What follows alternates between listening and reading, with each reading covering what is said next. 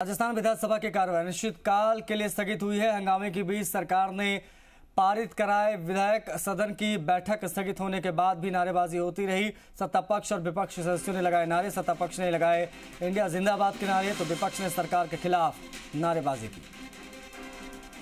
अनिश्चितकाल तक के लिए स्थगित कर दी गई है। शशि मोहन हमारे सहयोगी कनेक्ट हो गए। शशि, स्थगित कर दी गई अनिश्चितकाल तक के लिए कार्रवाई, क्या जानकारी है?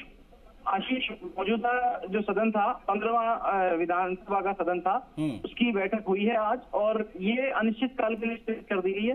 राष्ट्रगान के साथ बैठक संपन्न हुई है और अब आप देखिए कि नया सत्र होगा, उसके बाद विधानसभा की शक्ल आएगी,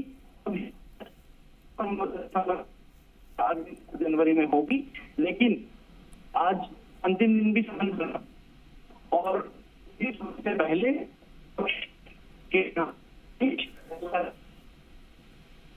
विधेयक पारित है। इनमें विधेयक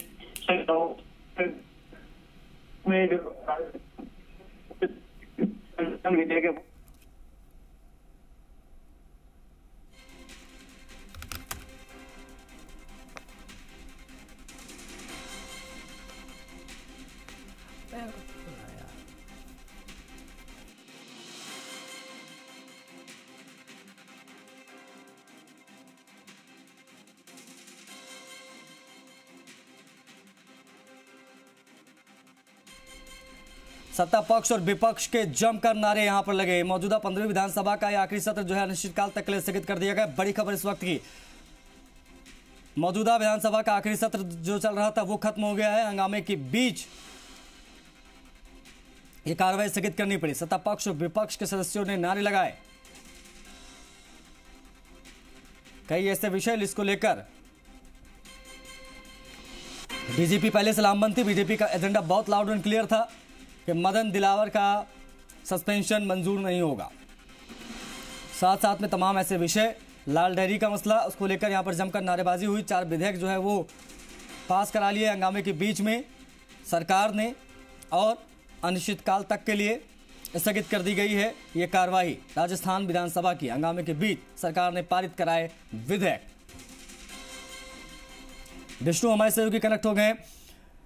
विष्णु, कैसे इस कार्रवाई को अनिश्चितकाल तक के लिए स्थगित कर दिया गया, क्या माहौल बना उस वक्त, बताएं।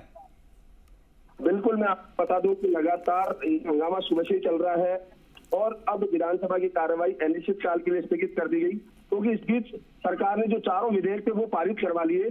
क्योंकि लगातार नारेबाजी बीजेपी कर रही थी, उसका जवाब सदन में शोरगुल हो रहा था, जवाब सत्ता पक्ष दे रहा था। विष्णु, मैं लौटूंगा। गोविंदा मेघवाल कुछ कह रहे हैं, जरा सुना देते हैं, दिखा देते हैं कि वो क्या कह रहे हैं, किस विषय पर बोल रहे हैं। जी कौन है?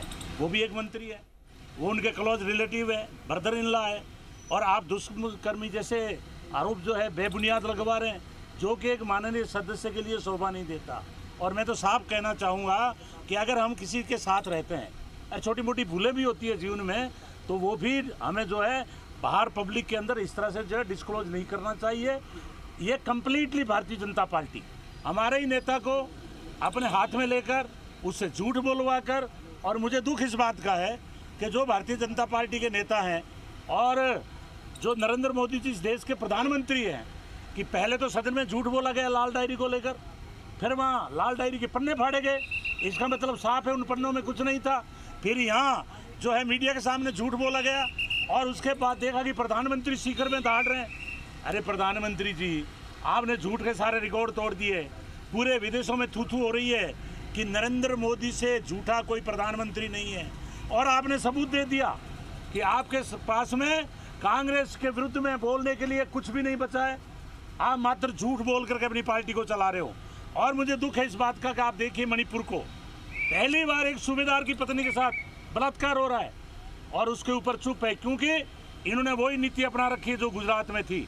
वही मॉडल मणिपुर में है कि आदिवासी एक तरफ है और हिंदुओं का नाम दे के मतई और कुकी के बीच में झगड़ा करा रहे हैं, और उस पर प्रधानमंत्री नहीं बोल रहे, मुख्यमंत्री बोलने को तैयार नहीं है, और उनका मुकाबला ये राजस्थान से करवाना चाहते हैं महिला एट्रोसिटी से, जो कि हमारे लिए बहुत सदमे की और दुख की बात है। चुनाव के बाद ही मिलेंगे आप लोग विधानसभा में, आप कितने लोग आ पाएंगे वापस? देखिए, ये कुछ नहीं कह सकते कौन आएगा और कौन जाएगा, ये पब्लिक के हाथ में है। लेकिन मैं आपको साफ कहना चाहता हूँ, जो आदरणीय अशोक गहलोत जी ने योजनाएं दी है और जो मोदी और अमित शाह की ये जो असफलता है और जो झूठ बोलने की आदत है और जिस तरह से पूरे देश को बांटने का काम कर रहे हैं, जिस तरह से राहुल गांधी जी को बाहर करने का काम किया है पार्लियामेंट से, पहले कर्नाटक साफ हुआ है और राजस्थान के अंदर नो नीति पे चुनाव लड़ेंगे। एक तो भारतीय जनता पार्टी की असफलता पूरे देश में, महंगाई चरम सीमा पर है, मॉब लिंचिंग हो रही है, बेरोजगारी जबरदस्त है, भ्रष्टाचार जबरदस्त है, और दूसरी जो मुख्यमंत्री जी ने राहत कैंप लगाए हैं महंगाई के अंदर, आपको पता है 100 यूनिट बिजली, 2000 यूनिट बिजली, ट्यूबवेल पे फ्री, 25 लाख की चिरंजीवी योजना, स्वास्थ्य बीमा और ओपीएस दिया है। इन सारी योजनाओं को देखते हुए कांग्रेस का एक तरफा मन, राजस्थान की जनता का एक तरफा मन बन चुका है और निश्चित रूप से दोबारा कांग्रेस का राज बनेगा। इस राज को दिसंबर 23 में कोई भी कांग्रेस को आने से रोक नहीं सकता। खाजूवाला की जनता आपको वापस आशीर्वाद देगी, आपने 5 साल जो काम किए वापस सदन में आएंगे, इस पर क्या कहना आपका? मेरा यही कहना है कि खाजूवाला ने मुझे पहले भी रिकॉर्ड वोटों से जिताया है संभाग में, 31,089 वोटों से, और मैंने विकास के रिकॉर्ड तोड़ वहाँ काम किए हैं और मैंने हर गांव के अंदर, आज मैं मौखिक रूप से बता सकता हूँ, जैसे 500 करोड़ हमने जो है नहरों के अंदर दी है, प्रत्येक नहर बन रही है, जो 1970 के आसपास नहर बनी थी, और आज जल मिशन के अंदर 600 करोड़ रुपए दिए हैं, हमने वहाँ हॉस्पिटल दिए हैं, हमने रोडें देने का काम किया है, प्रत्येक स्कूल के अंदर कमरे बनाने का काम हुआ है, भाईचारा रहा है, और वो सारे विकास के काम लेकर के, और मुझे भरोसा है कि खाजूवाला की जनता भारी बहुमत के साथ जिताकर वापस सदन में भेजेगी। आप 5 बार वापस आ रहे हैं?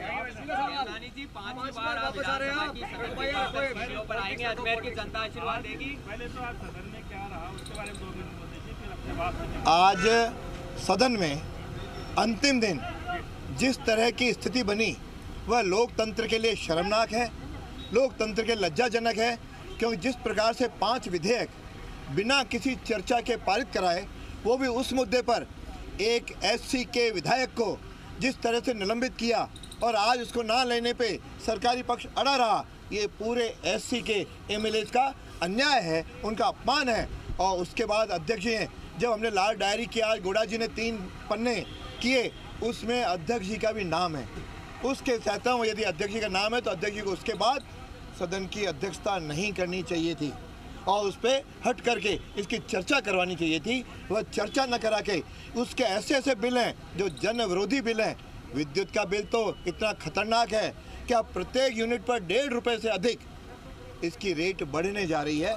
पहले ये 100 यूनिट 200 यूनिट फ्री करके लोगों के दुगने तिगुने बिलाए, अब तो कई गुना बिलाएंगे। मैं तो जनता इन सारी बातों को लेकर के हम इनका आप खुद आ रहे हो चुनाव में निश्चित रूप से भारतीय जनता पार्टी 2/3 से अधिक